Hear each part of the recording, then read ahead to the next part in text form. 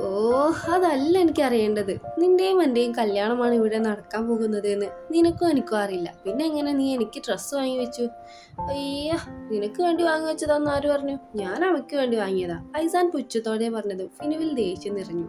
അമ്മി, അവളോടുള്ള വെറുപ്പ് ചില്ലറയൊന്നുമല്ല. അമ്മിയെ കാണുന്നതോ അവളുടെ പേര് കേൾക്കുന്നതോ തനിക്ക് ഇഷ്ടമില്ല. ഫിനു ദേഷ്യത്തോടെ ആ ഡ്രസ്സ് എടുത്ത് ചുരുട്ടി ഐസാന്റെ മുഖത്തേക്ക് എറിഞ്ഞു. കൊണ്ടുപോയി കൊടുക്ക് നിന്റെ കമിക്ക്. എനിക്കൊന്നും വേണ്ട അവൾക്ക് വേണ്ടി വാങ്ങിയ ഡ്രസ്സ്. അത്രയും ദേഷ്യത്തോടെ പറഞ്ഞവൾ ഐസാന്റെ ഒരു ജീനും ടീഷർട്ടും എടുത്ത് ഫ്രഷ് ആവാൻ പോയി. ഐസാന്റെ ചുണ്ടുകൾ വിരിഞ്ഞു. നിന്നെ എങ്ങനെ മെരുക്കിയെടുക്കാമെന്ന് എനിക്ക് നന്നായിട്ട് അറിയാം മോളെ. വേറെ ഏതോ ഒരുത്തന്റെ വീട്ടിലേക്ക് പോകേണ്ടി നിന്നെ ഞാൻ ഇവിടേക്ക് എൻ്റെ ഭാര്യയെ എത്തിച്ചിട്ടുണ്ട്. ഇനി നിന്നെ മെരുക്കാനും ഈ ഐസാന് വലിയ പണിയില്ല. ഐസാൻ ഫോൺ എടുത്ത് ആർക്കോ വിളിച്ചു. ഹലോ, അവനെ വിട്ടയച്ചേക്ക്. മറുഭാഗത്ത് ഫോൺ അറ്റൻഡ് ചെയ്തെന്ന് കാണേ ഐസാൻ അതും പറഞ്ഞ് ഫോൺ ബെഡിലേക്ക് ഇട്ടു. ഡോർ തുറന്നവൻ ബാൽക്കണിയിലേക്ക് പോയി. ഫ്രഷായി ഇറങ്ങിയ ഫിനുവിന് ജീനും ടീഷർട്ടും സെറ്റ് ആവുന്നില്ല. കാരണം ഇന്ന് വരെ അങ്ങനെ ഒരു ഡ്രസ്സ് അവൾ ധരിച്ചിട്ടില്ല. അതുകൊണ്ട് തന്നെ അവൾക്കത് കംഫർട്ടായി തോന്നുന്നുമില്ല. താഴേക്ക് ചെന്നതും ആ ഉമ്മ അവളെ ഡൈനിങ് ടേബിളിനടുത്ത് ചെന്നിരുത്തി. ഉമ്മ, ഒരു വിറയലോടെ ഫിനു വിളിച്ചതും അവരവളെ നോക്കി. എന്താ മോളെ? എനിക്ക് വേറെ ഒന്നും ഇടാനില്ലാഞ്ഞിട്ടാ ഞാൻ ഇതിട്ടെ. താൻ ഈ ഡ്രസ്സ് ഇട്ടത് ഐസാന്റെ ഉമ്മക്ക് ഇഷ്ടപ്പെട്ടില്ലെങ്കിലോ എന്ന് കരുതി അവൾ വിറയലോടെ പറഞ്ഞതും അവരവളുടെ തലയിലൊന്ന് തലോടി. മോൾക്ക് ഇഷ്ടമുള്ള പോലെ മോൾക്ക് ഇവിടെ നടക്കാം.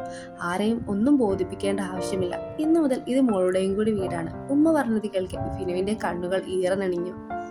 എന്ത് സ്നേഹമുള്ളൊരു ഉമ്മയാണ് ഐസാന്റേത്. ഇത്രയും കാലം ഈ സ്നേഹം ഐസാന് കിട്ടിയത് ഓർക്കെ ഫിനുവിൽ അസൂയ മൂത്തു. ഇന്നു മുതൽ അവന്റെ ഉമ്മാന്റെ സ്നേഹം താനും നേടുമെന്ന് മനസ്സിലുറപ്പിച്ചവൾ അവർ വിളമ്പിയ ഫുഡിലേക്ക് ശ്രദ്ധ പുലർത്തി. മോളെ പേരെന്താ? ഫിൽസ മറിയം. ഉമ്മ ഫിനു എന്ന് വിളിച്ചോളെ. ഫിനു അവരെ നോക്കിയൊന്ന് പുഞ്ചിരിച്ചു. ഉമ്മാന്റെ പേരോ? സാജിദ. ആഹാ, ഉപ്പാനെ വിട്ട് നിൽക്കുന്ന സങ്കടമുള്ളിലുണ്ടെങ്കിലും അവളുടെ ചുണ്ടുകൾ പുഞ്ചിരി തൂകുന്നുണ്ടായിരുന്നു. ഐസാൻ താഴേക്ക് വന്നതും സാജിദ അടുക്കളയിലേക്ക് വലിഞ്ഞു. ഫിനുവിനടുത്തുള്ള ചെയറിലിരുന്നവൻ ഭക്ഷണം വിളമ്പി ആരെയും നോക്കാതെ കഴിച്ചെഴുന്നേറ്റു.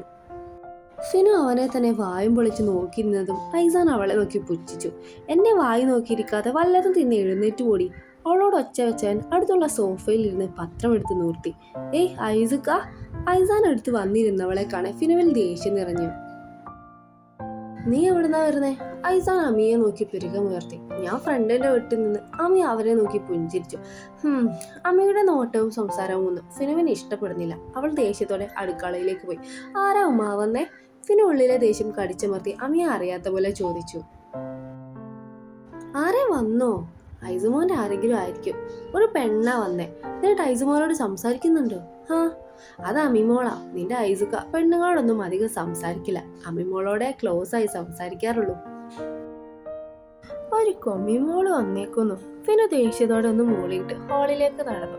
ഐസാനോട് ചേർന്നിരുന്ന് സംസാരിക്കുന്ന അമ്മിയെ കാണെ അവളിൽ അമ്മിയെ കൊല്ലാനുള്ള പക ഉള്ളിൽ ആളി കത്തി.